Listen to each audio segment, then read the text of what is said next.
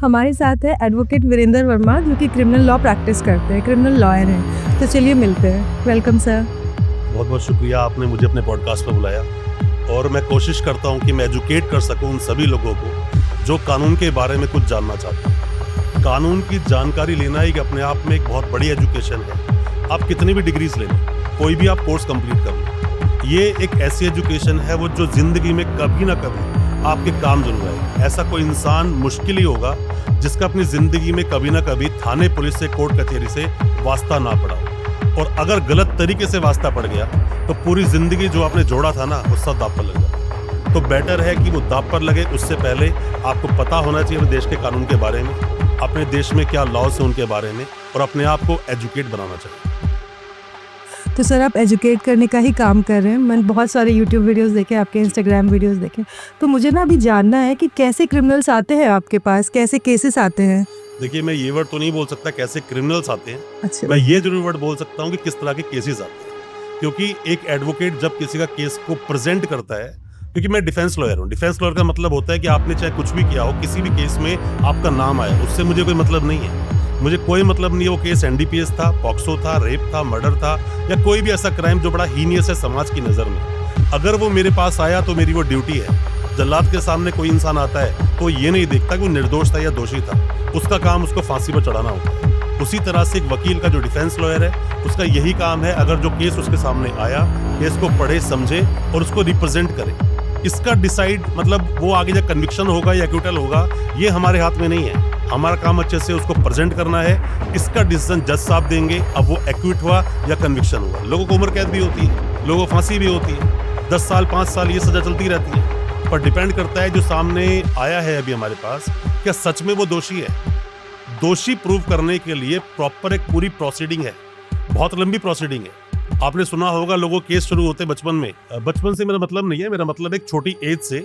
छोटी एज में कोई केस शुरू हुआ, उसका 21-22 साल की उसकी एज रही होगी, और जब तक कन्विक्शन हुआ उसकी एज 40-50 साल हो गई, बच्चे भी हो गए, बच्चे बड़े हो गए, तब जाकर उस केस का वर्डिक्ट आया। ऐसा होता सिर्फ इसीलिए है कि मामला बहुत सीरियस है। छोटे मोटे मामले लंबे चल सकते हैं, बट सभी छोटे मोटे मामले बहुत ज़्यादा लंबे नहीं चलते।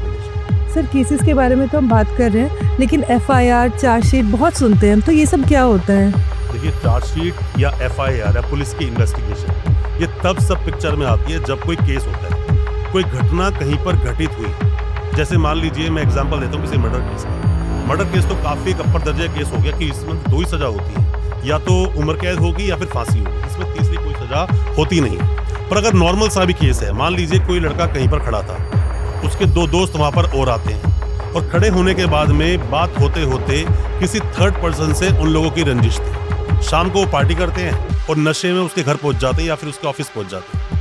उसको थोड़ा मारते पीटते, पर उसके कहीं ऐसी जगह पर वो चोट लग जाती है जो बीमारी थी उसको, और लगते ही वो इंसान मर जाता है। वो उसको मारने के लिए नहीं गए थे, उनकी इंटेंशन उसको जान से मारना नहीं था, पर हाँ, उनको मारना उनकी इंटेंशन जरूर थी। तो ऐसे जो केसेस होते हैं ना, इसमें कई बार देखा गया है कि कोई भी एक ऐसा इंसान होता है जो कि हैबिचुअल ऑफेंडर नहीं है, बट फिर भी उसका नाम आया, फिर वो केस लंबा चलता है, और लंबा चलने के बाद में अगर वो मर्डर केस है और कन्विक्शन हो गया तो उसको उम्र कैद हो जाएगी इस केस के लिए। फांसी तो नहीं होगी, क्योंकि rarest of the rare case जब बनते हैं, तो जैसे बच्चन सिंह का जजमेंट सुप्रीम कोर्ट का बोलता है, तो वो एक अलग मामला है, बट ऐसे में उम्र कैद हो जाएगी क्योंकि उसने किसी का मर्डर किया है।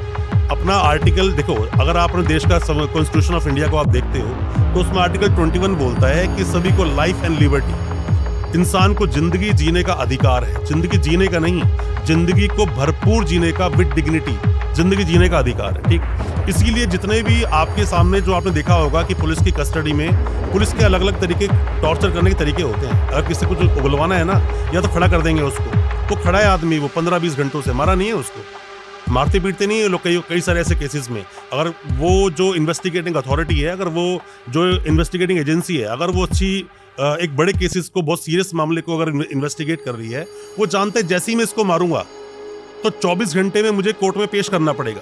यही देश का कानून है, यही नियम है। तो 24 घंटे में जैसे ही कोर्ट में पेश करेंगे, इसका मेडिकल होगा, मेडिकल में आ जाएगा मैंने इसको कहा मारा है, और अगर मारा होगा तो इसका वकील वहां छुड़वा के ले जाएगा, आर्टिकल 21 हिट कर जाएगा, लाइफ एंड लिबर्टी। आपको जिंदगी भरपूर जीने का अधिकार, फिर चाहे उसके ऊपर वो जो बंदा उनकी कस्टडी में है, जिसको आप लोग अपराधी बोलते हो, हम उसको अपराधी नहीं बोलते, हम वकील लोग नहीं बोलेंगे। क्यों? देश का कानून ये बोलता है an accused is innocent until proven guilty. जब तक उसका दोष सिद्ध नहीं हुआ तब तक वो निर्दोष है। तो ऐसे में आर्टिकल 21 उसके लिए भी उतना ही है जितना उस पुलिस वाले के लिए। तो किसी को रात को सोने ना देना, ये फंडामेंटल राइट का वायलेशन है आर्टिकल 21 का। किसी को सिर्फ खड़े रखना अल्टीमेटली टॉर्चर ही तो है वो। जब कहीं पर कोई अपराध होता है ना, अपराध होने के बाद जब किसी को पुलिस कस्टडी में लेती है तो कस्टडी में लेने का मतलब होता है इन्वेस्टिगेशन शुरू हो गई।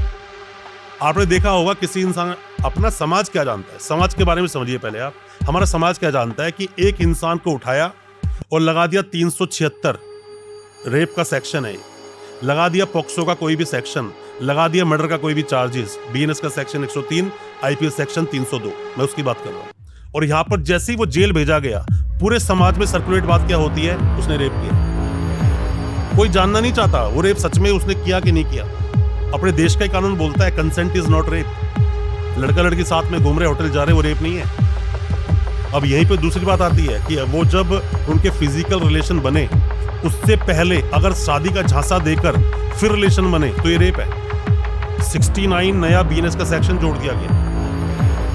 मैं इसीलिए शुरू में मैंने आपको बोला था कि अगर लोगों को पता नहीं है अपने देश के कानून के बारे में तो वो आपकी जिंदगी का कोई ना कोई एक पल इंतजार कर रहा होगा जब जितना कुछ आपने मान सम्मान पैसा जोड़ा है ना वो सारा एक साथ फट्टे लग जाएगा और इंसान बाहर तक नहीं निकल पाएगा। समाज की सोच अलग है।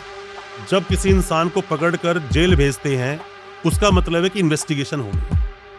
अगर जेल नहीं भेजेंगे और रेप हुआ किसी लड़की के साथ, उस लड़की को वो आदमी धमका सकता है। या फिर कोई डॉक्यूमेंट्स हैं, जैसे होटल गए तो जब भी कभी रेप के मामले होते हैं तो होटल जाकर वो चद्दर कपड़े तामझाम सब कुछ एफएसएल टीम ले जाती है, फॉरेंसिक जहाँ पे क्या उसकी टेस्टिंग होगी। तो ऐसे में वो जो भी एविडेंसेस हैं उनके साथ वो टेम्परिंग कर सकता है, वो भाग सकता है।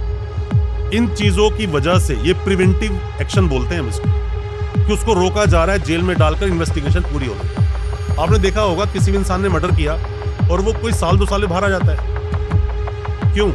पर अभी तो मैंने बोला इसके अंदर बच्चन सिंह का जजमेंट है कि आप कम से कम उम्र कैद की सजा काट के बाहर आओगे। अभी बोला मैंने, अभी आपने बोला, ये मेरे माइंड में घूम गया। तो इसलिए बेल होती है जो मैंने अभी आपको बताया। इन्वेस्टिगेशन करनी है उसकी। उस इन्वेस्टिगेशन में कोई किसी तरह की भी रोड़ा ना अटक जाए या कोई भी चीज टेम्परिंग ना हो जाए, ट्विटर ना कर दे जाके किसी भी वो विटनेस को, भाग ना जाए, कोर्ट आएगा कि नहीं आएगा।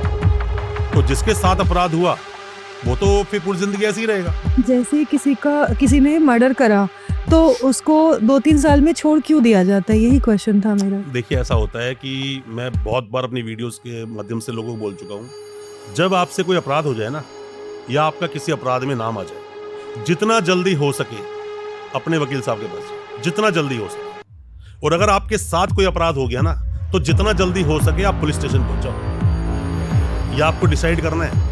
आपने देखा होगा कि अपराध तो बहुत बड़े होते हैं, समाज की नज़र में वो अपराध बहुत ज़्यादा हीनियस है, सीरियस है, उसके बावजूद वकील साहब गए कुछ महीनों छुड़ा कर लिया है। ऐसा ही होता है।